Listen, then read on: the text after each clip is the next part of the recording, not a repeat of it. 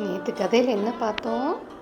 கோதையும் அதாவது ஆண்டாளும் பெரியாழ்வார் ஆனால் அவள் அப்பாவோட சேர்ந்து பூ பறிக்கிறா, மாலை தொடுக்கிறா, எல்லாம் பார்த்தோமா. இன்னைக்கு என்ன பண்ணுறா?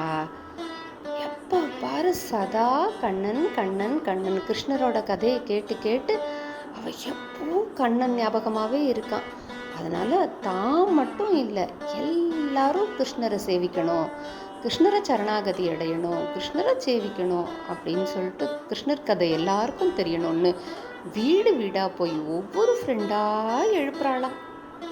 1 2 3 ஸ்ரீவில்லிபுத்தூரில் எத்தனை வீடு இருக்கோ அத்தனை பேராத்துலேயும் போய் கூப்பிடுறாளாம்.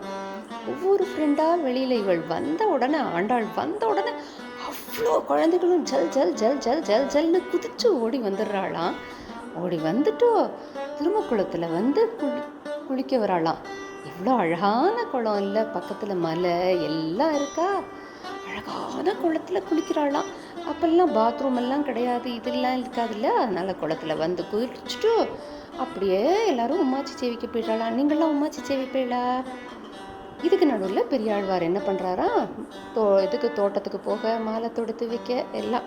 ஆண்டாள் பிக் ஆயிட்டா. நம்ம ஆண்டாள் என்ன பண்ணுறா தெரியுமா? இன்னைக்கு பெரியாழ்வார் தொடுத்து வச்ச மாலையை கழுத்தில் போட்டுண்டு நைஸாக என்ன பண்ணுறாளாம், கிணத்துல எட்டி பார்க்குறாளாம். அப்படிலாம் கண்ணாடியே இருக்காதுல்ல. அப்போ கிணத்துல போட்டுட்டு தான் அழகாக இருக்குமா, கண்ணன் போட்டுண்டா இந்த மாலை அவனுக்கு அழகாக இருக்குமா அப்படின்னு பார்த்துட்டு அப்படியே நைஸாக அந்த கூடையில் கழட்டி வச்சிடுறாளாம். இது தெரியாம அவள் அப்பாவான பெரியாழ்வார் என்ன பண்ணுறாராம், அப்படியே எடுத்துகிட்டு போய் உமாச்சி கோவிலுக்கு போய் சாத்த போயிடுறாராம். அவருக்கு எதுவுமே தெரியல, டெய்லி இப்படியே பண்ணிட்டு இருக்காராம். திடீர்னு ஒரு நாள் என்னாச்சுன்னு நாளைக்கு பார்ப்போமா கதையில.